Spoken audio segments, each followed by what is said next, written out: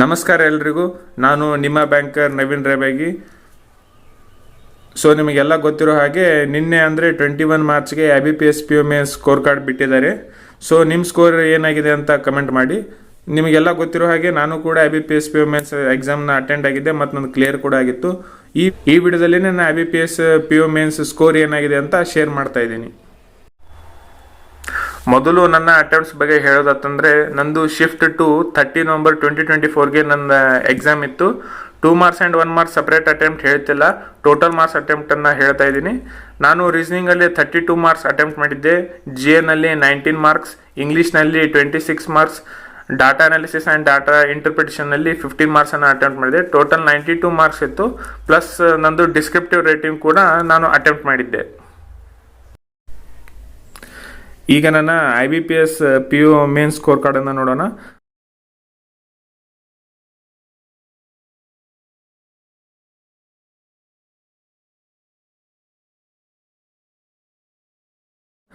ಫಸ್ಟ್ಗೆ ನಾನು ರೀಸನಿಂಗ್ ಸೆಕ್ಷನಲ್ಲಿ 32 ಮಾರ್ಕ್ಸ್ ಅಟೆಂಪ್ಟ್ ಮಾಡಿದರೆ ನನಗೆ 24.5 ಮಾರ್ಕ್ಸ್ ಬಂದಿದೆ.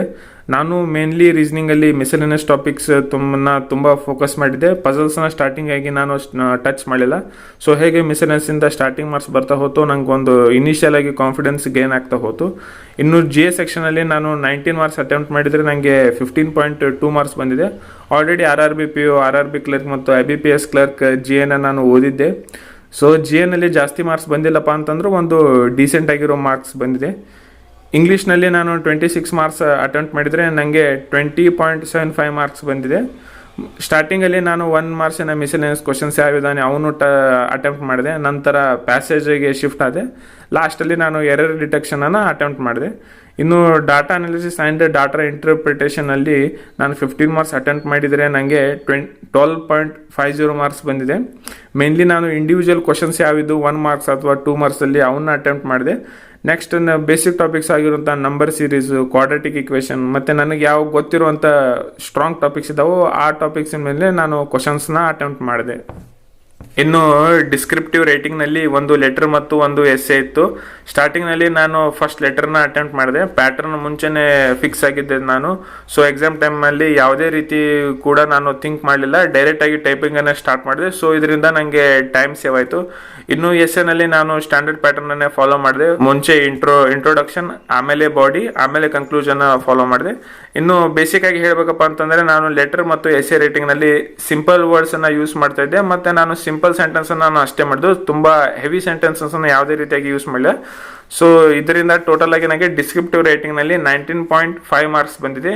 ಇದು ಒಂದು ನನ್ನ ಟೋಟಲ್ ಮಾರ್ಕ್ಸ್ಗೆ ಒಂದು ತುಂಬಾ ಪುಷ್ ಕೊಟ್ಟಿದೆ ಅಂತ ಹೇಳ್ಬೋದು.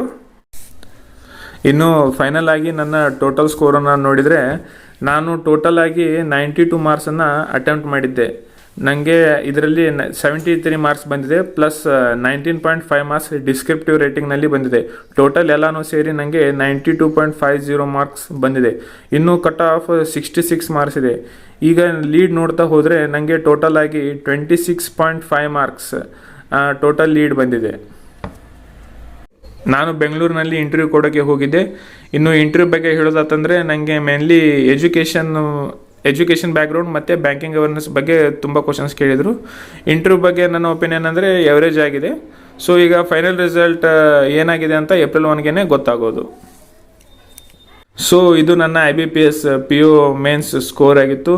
ನೀವು ಮೇನ್ಸ್ ಬರೆದಿದ್ರೆ ನಿಮ್ಮ ಸ್ಕೋರ್ ಏನಾಗಿದೆ ಅಂತ ಕೆಳಗಡೆ ಕಮೆಂಟ್ ಮಾಡಿ.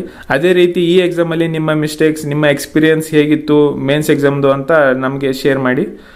ಫರ್ದರ್ ನಿಮಗೆ ನೆಕ್ಸ್ಟ್ ಯಾವ ಥರ ವಿಡಿಯೋ ಬೇಕಂತ ಕಮೆಂಟಲ್ಲಿ ಡ್ರಾಪ್ ಡೌನ್ ಮಾಡಿ. ಈ ವಿಡಿಯೋ ನಿಮಗೆ ಇಷ್ಟ ಆಗಿದರೆ ಲೈಕ್ ಮಾಡಿ, ನಿಮ್ಮ ಬ್ಯಾಂಕಿಂಗ್ ಎಕ್ಸ್ಪೀರಿಯನ್ಸ್ ಫ್ರೆಂಡ್ಸ್ ಜೊತೆ ಶೇರ್ ಮಾಡಿ. ಅದೇ ರೀತಿ ಸಬ್ಸ್ಕ್ರೈಬ್ ಮಾಡಿ. Thank you.